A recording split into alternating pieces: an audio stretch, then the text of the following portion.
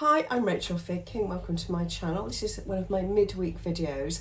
I have just bought an overlocker and I thought this week I could just talk about overlocker basics. I've literally just got it out of the box, so I'm just going to go through it with you, and this is kind of the first time for me as well, so I think this will be quite interesting.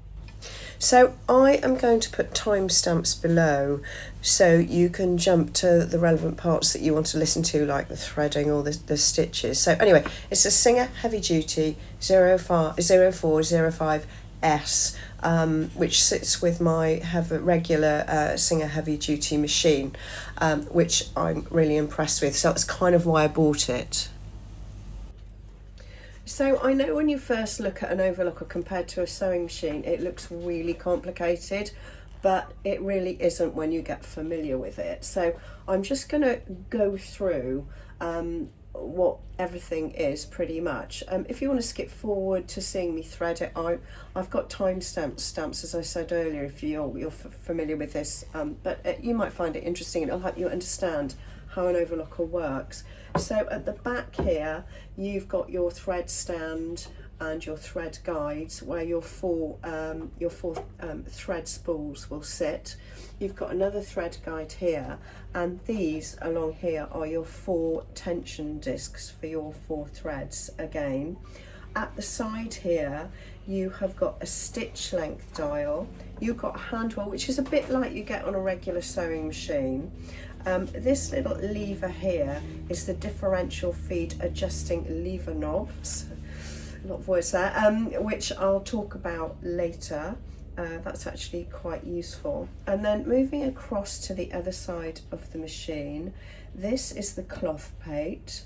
This is the throat plate. This is the looper cover. I'll show you what the loopers are in a minute. Okay, so under the looper plate, this will cover, sorry, it's a looper cover. If this should always be shut when you're sewing, obviously.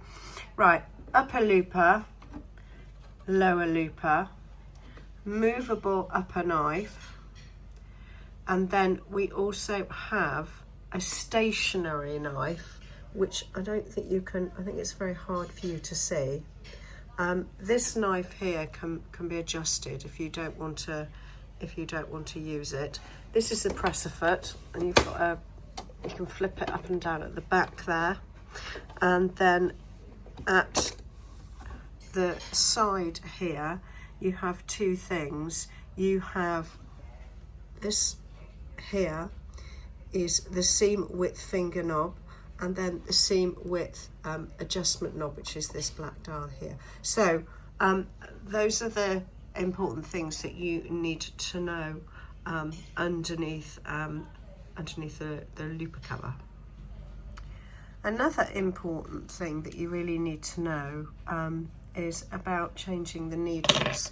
So I've got my camera in my hand here, so I'm sorry this is a bit wobbly. So you can see where the needles are. I'm moving them up and down. If you can see these 2 tiny screws for the left and the right needle, when you change your needle, do not take the screws out completely, just loosen them enough so you can ease the needle out and put the new one in. And I think this is probably standard with my sewing machine as well. The flat back of the top of the needle goes to the back. Okay, so there's a little tip about changing the needle. So I'm going to show you how I thread it using the method where you actually tie threads to the existing threads and you pull through. So the colours I've got here relate to the colour coding on the machine: yellow, red, green and blue. I have knotted the new threads to the existing threads across all 4. The next thing I'm going to do is I'm going to change the tension to 0 across all the threads, because it'll make it easier to pull them through. Okay, here we go. Literally just pulling them through, and then these 2 here, which are the 2 needles, need to be rethreaded. which I will do now. I've threaded the needles. I did it off camera. It took me a while because my eyesight's quite shocking these days. So all the 4 threads here, you can see the yellow and the red coming through the loopers here, and they come up here. Excuse my big hand in the way. And then the green and the turquoise coming down here, and they are threaded through the needles, and then all the threads sit underneath the presser foot for the moment. Now I'm going to close this. Always close that when you're sewing, and the next thing we're going to do is I'm going to actually show you some of the most useful stitches.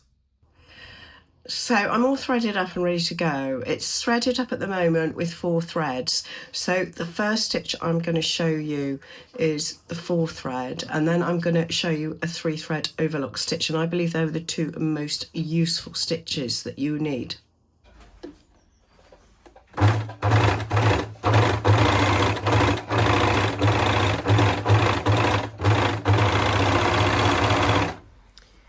Right, okay, I want to show you this, and this is why I was trying to explain what everything is on the machine.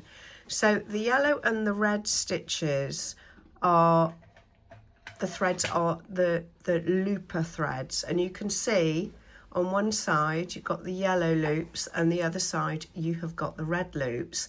And then if you can see, you can just about see that line of stitching almost across the middle. It's like an additional sort of safety stitch.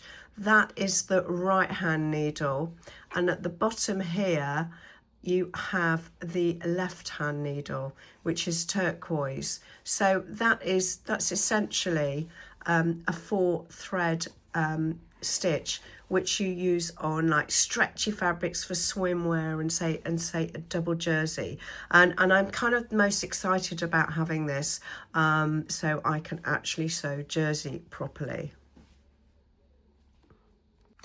Okay, I am going to take the left hand needle out to do a 3 thread overlocking edge, which will mean that I have a 3.5 centimetre seam. So I've already just done this. I've loosened this, and then that means that, gosh, it's awkward to grab it, will come out.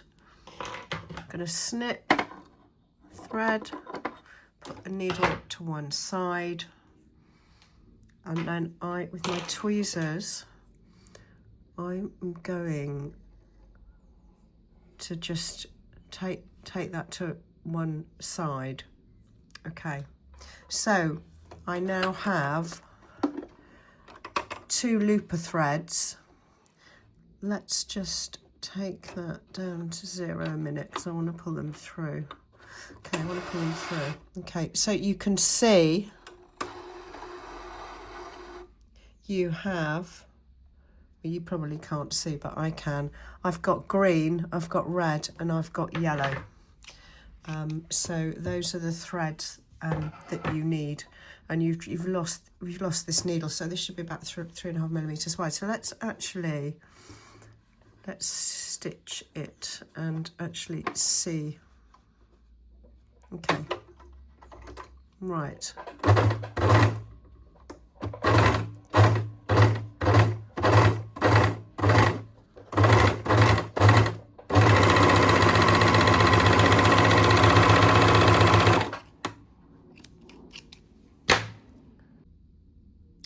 So here we have a 3 thread overlocked edge. So red looper on one side, yellow looper thread on the other side, and the stitch line is in the green thread, which is the right hand needle, and that is approximately 3.5 millimeters wide.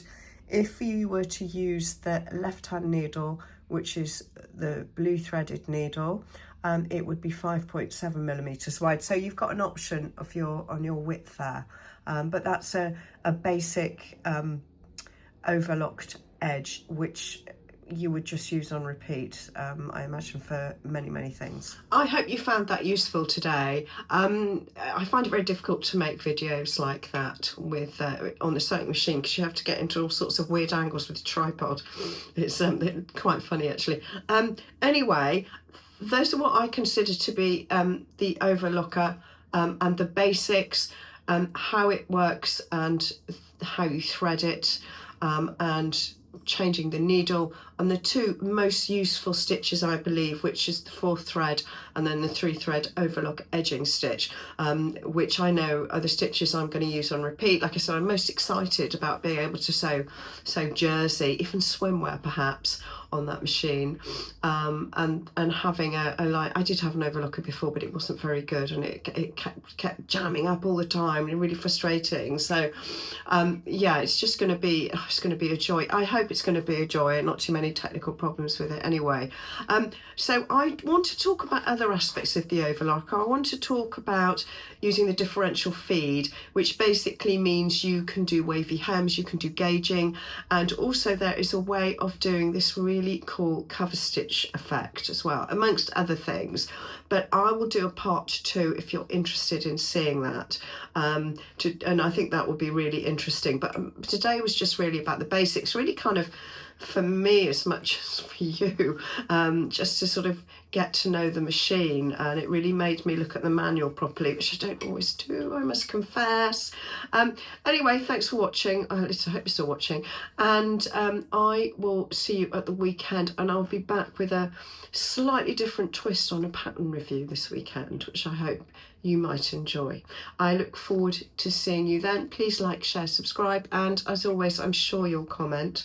And yeah, see you at the weekend. Bye.